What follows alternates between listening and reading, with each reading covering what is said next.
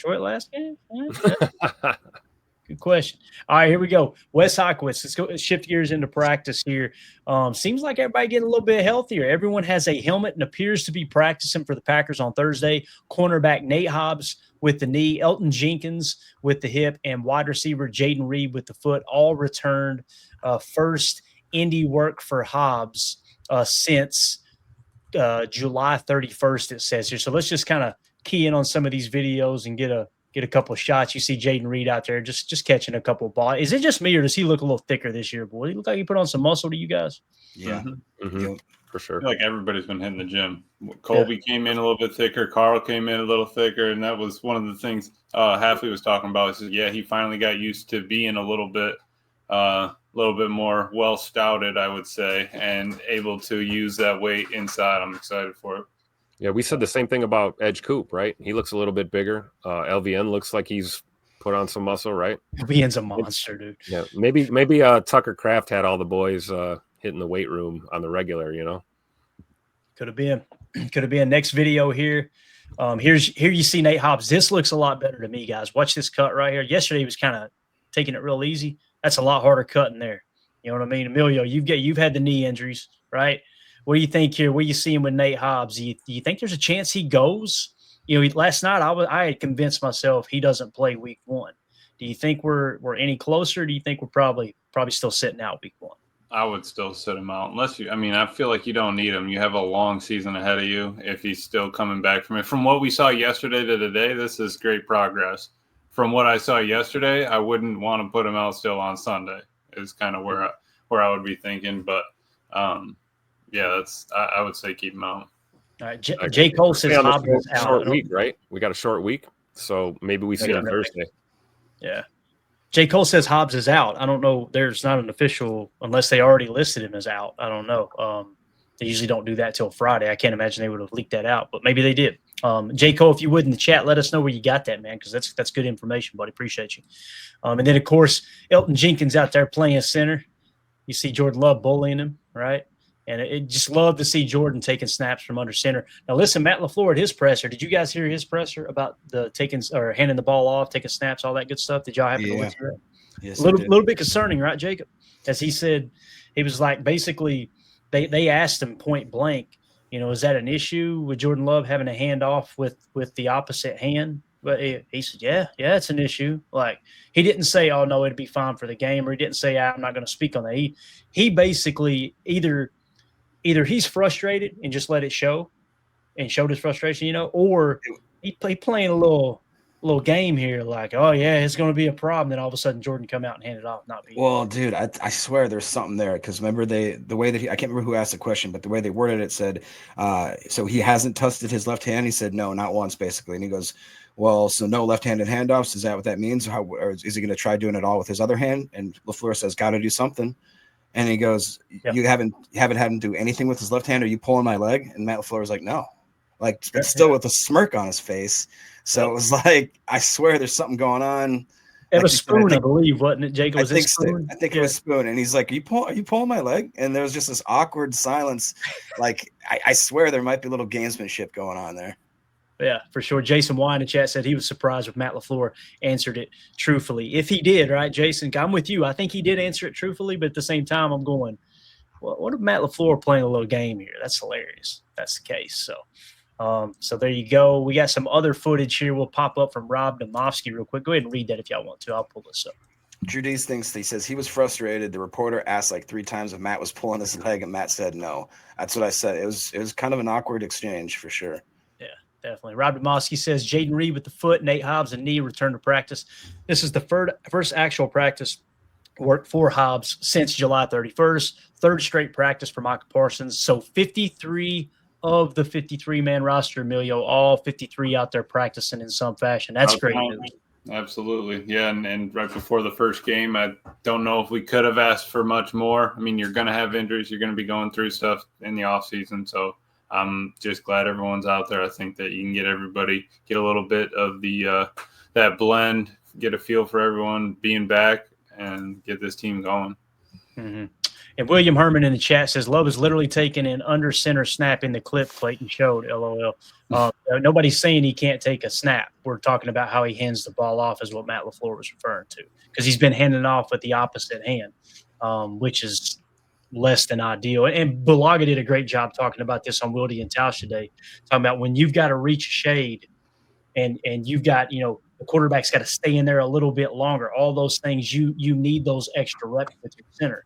And the reality is Elton Jenkins missed the majority of the offseason, right? And then Love couldn't take snaps for a while because of the thumb injury. You've got to get that timing down. It's easy for us to watch the game on Sunday. You look up and you go, damn, man, how do you drop that snap? How do they have any? That's the easiest thing in the world to do. How do you, it's a lot more difficult than us fans make it out to be. And hearing Bulaga talk about it was like, yeah, you got to know when you have to reach that shade, you're getting out quicker, and the quarterback's got to know I got to stay in there longer. And all that is determined pre-snap. Where's the line? How far along is your line? What's the play call? Everything has to meld together. So I wouldn't be surprised if we have a few little mishaps from the center quarterback exchange, and I'm not going to panic over it because I don't think it's as slam dunk as most people see. But what do y'all think about that? Or you, Tim? I think you brought it up yesterday that you were a little concerned about that, right? With the center, was that you when we went around the horn? I can't remember who it was. I thought it was Tim. Maybe it wasn't. But yeah, talking about the exchanges, they're like maybe seeing a little more shotgun or pistol as opposed to under center. Clearly, I don't think it's going to be a problem.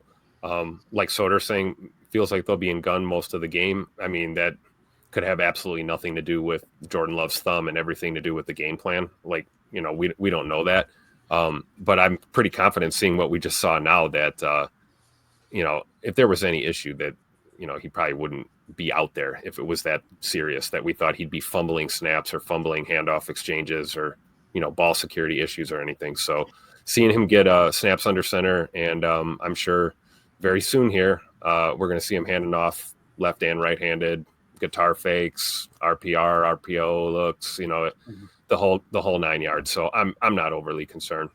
Yeah, Soder in the chat says feels like they'll be in the gun most of the game. I'm with you, Tim. I think you'll see a lot more gun than we want to see. And William Herman corrected me there. Says someone in the chat said it. My bad, William. I thought you were saying it toward us. Like, no, there ain't no problem. He's taking snaps. That's my fault, man. Yeah. So what about you boys, Emilio, Jacob? Are y'all concerned about the center snap exchange? You think just the fact that Elton's out there gives me a lot more peace, I believe. I wouldn't say I'm worried about it. I'd just say that it's something that I want to pay attention to just because, if you don't have as many reps, obviously it's something that could be a little bit suspect. But I'm not worried about the center position more as I'm just worried about how Love's hand is going to perform. Does that make sense? Yeah. And for me, I would say that, with that exchange, Elton was the center for the Lions game last year, so that's not like he hasn't seen a little bit of a front. The front's different. If it's a thumb issue, I would say we would see Love go to pistol a lot out of gun. Like if we're in gun a bunch and then you're still worried about the thumb, but you need a different look, you need a stack look with the running back behind the quarterback. All right, we're going to pistol instead of right under center. We'll do a 3-4 yard little shotgun snap and be good to go. But that's kind of where I'd be leaning if his thumb's really the problem. I feel like we're going to get our answer as soon as he smacks his hand on a helmet or somebody hits him or he bumps it or something happens. I think someone was asking that, Tim, like, have you fallen down yet? Have you gotten bumped on it? Like, because I almost broke my wrist or fractured it or something when I was a kid. I got knocked down, go to catch yourself, putting your hand out, and bam, you flat-handed it, and now your wrist is done or something. And if he falls weird on that thumb, exactly. Yeah, for sure. And the other thing too is, God forbid this happened, and it's happened before.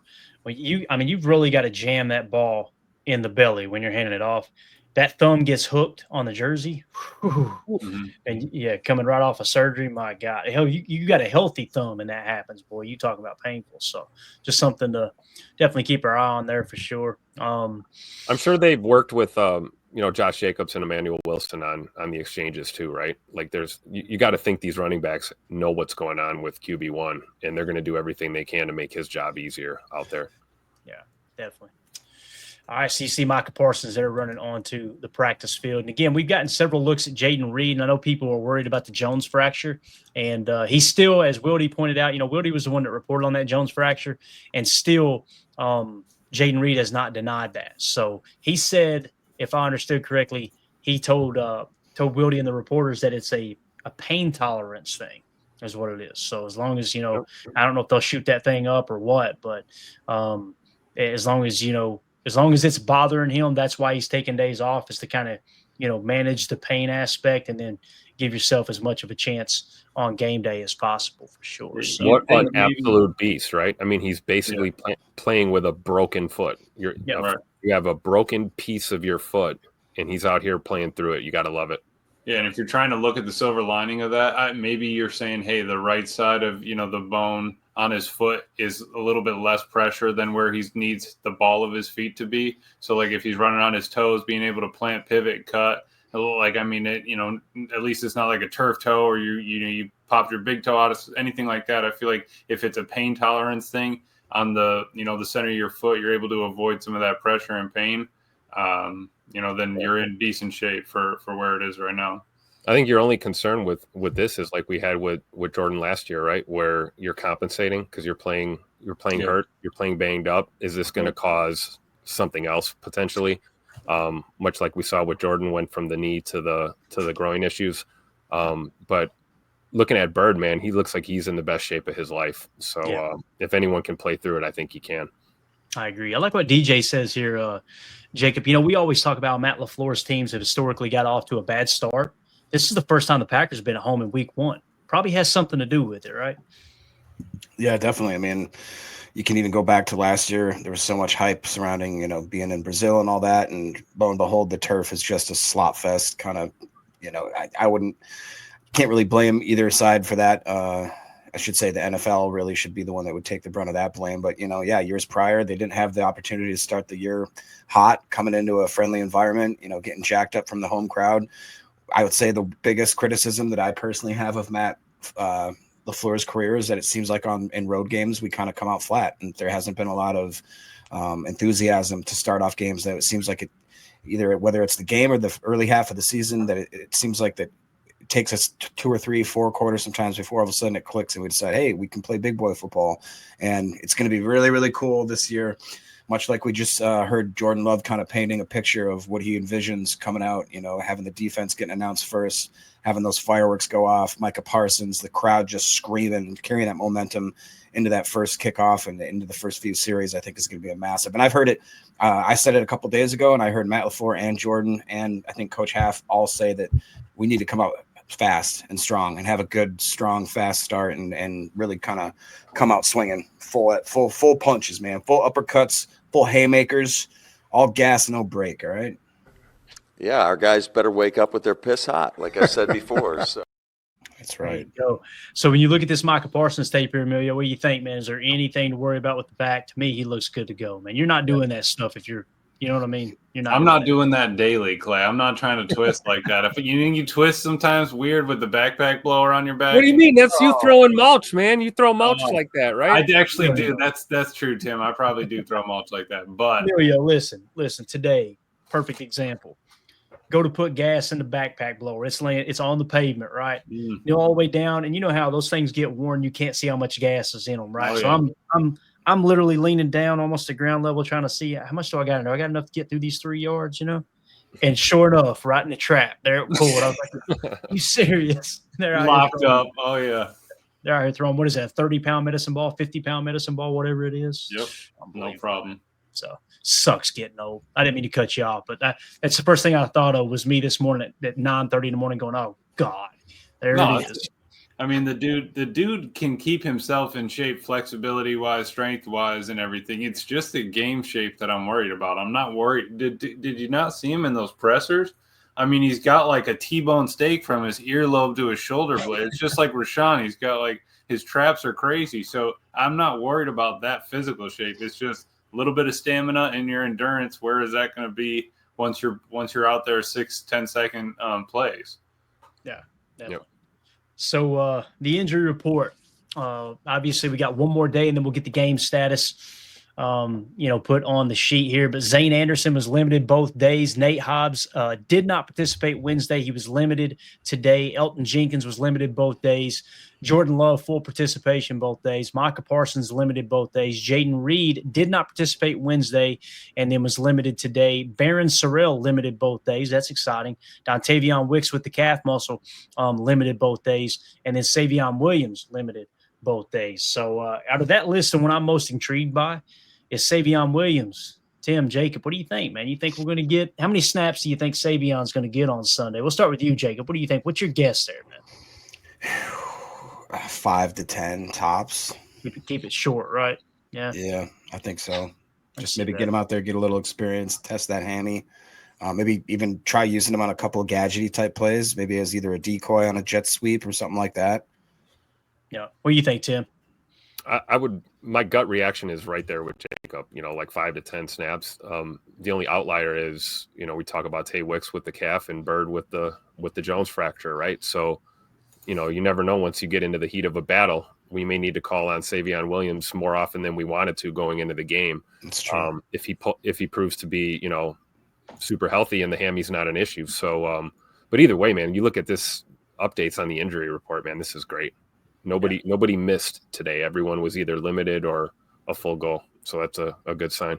Yeah, nothing really changed for the Detroit Lions injury report. It looks well. I mean, the Owazika, however you say his name, the guard with the shoulder injury went from limited to full participation. Other than that, everybody's pretty much the same. And keep in mind that, like we mentioned, there's several people that are on the IR that this looks like, wow, they're really healthy when they're really banged up at the defensive tackle position. I want to keep putting emphasis on that because it's very, very important for sure. So anything else on the injury report you guys may have heard or anything you want to add to this injury report here? I guess I'm just curious. I don't know if we've covered it. When the official depth chart came out, am I crazy or did they still have Jaden Reed as our punt returner? I don't think do we have an official depth chart? They released the official, unofficial depth chart. Jacob, listen, man, to be honest, the official, unofficial depth chart. I laugh my ass off at that every year because when Matt LaFleur's ever asked about it, he goes, nobody consulted with me. Right. And it's not that they didn't go to him and say, hey, coach, will you give us the depth chart? He just always goes, no. Every coach does it. There's no coach that sits down and goes, here's our depth chart. So now that doesn't mean Jaden Reed won't be the punt returner. I think what will probably happen, Jacob, and I want to get your take on it. I think that they'll activate McCole Hardman to be the punt returner because I don't think if Nate Hobbs, it's going to come down to 2 or 3 different moving parts. If Nate Hobbs doesn't play week 1, right, then you don't want Keyshawn doing many returns. You might get him in a situational aspect. The game's close. We need a spark. Let's throw him out there.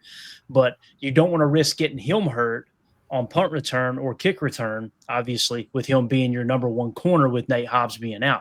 If that's the case, if Nate Hobbs is out, I personally think McCole Hardman will be activated to be the punt returner because you got the same thing you're dealing with Jaden Reed and that foot injury, because I'm not a big fan of Jaden Reed returning punts. I don't know how you guys feel. I don't think he's good at it. I think I would rather him just focus on being our slot, our F receiver, and just move it along. But, that's how I see it. I think it's going to come down to if Nate Hobbs isn't active, then you probably elevate McCole Hardman for one of those 3 elevations from the practice squad and let him do punt return. What do you guys think? I would activate Will Shepard, baby. Will Shepard. return GOAT right there. Let's go. Yeah. Go ahead, Jacob. What were you going to say, man? I completely agree with your sentiment. I don't want Jaden Reed back there. 1, for the injury. 2, it just doesn't seem like a great fit. 3, it just unnecessary hits to a guy that we want in that lineup for as long as possible. I agree as well with the thoughts on if Keyshawn Nixon is going to be slotted into playing a really predominant role at corner or slot, whatever the case may be. I don't want to put him risk it back there. So to me, like Chuck Jagger says, Bo Meltob. I think he meant Melton because I would agree. Bo Melton to me would be a sneaky kind of safe pick to throw back there who does give you a little chance at maybe a little shake, a little shimmy, maybe getting you 10, 15 yards. I would be all right with that. Mm-hmm. Yeah, it's tough. Yeah. I wouldn't. I mean, with his foot, I don't mind Jaden Reed back there. He had a couple mishaps this past year, right? But with his foot, I'd rather not have him back there. I like McCole. I bring up McCole Hardman. That's not a problem with me. And yeah, you kind of probably want to try to avoid getting Keyshawn hit. But I also don't think I wouldn't be surprised if they threw Matt Golden back there just for a little bit, just for 1 or 2, just to get the ball in his hands. Because, I mean, my take on Savion was 10, probably 15 snaps, 1 to 2 snaps made for him to touch the ball kind of thing. Like, you got to get him out there, run some routes, run on the air, get defense, go out there and block. But you get, let's get him 1 touch. Let's try to get him 1 play design to get the balls in his hand. Boys, the pregame festivities just kicked off here. They're in the booth, and we got none other than Chris Collinsworth in there saying, "Here's the guy." Telling you, it's football season, boys. It is football season. So that's going to do it for hour 1. For those of you listening on the pod, we'll see you on the other side for hour 2, where we're going to talk a little Matthew Golden and then give a little more Packers Lions preview. And we'll see you over there. Appreciate you. For those of you listening on the pod,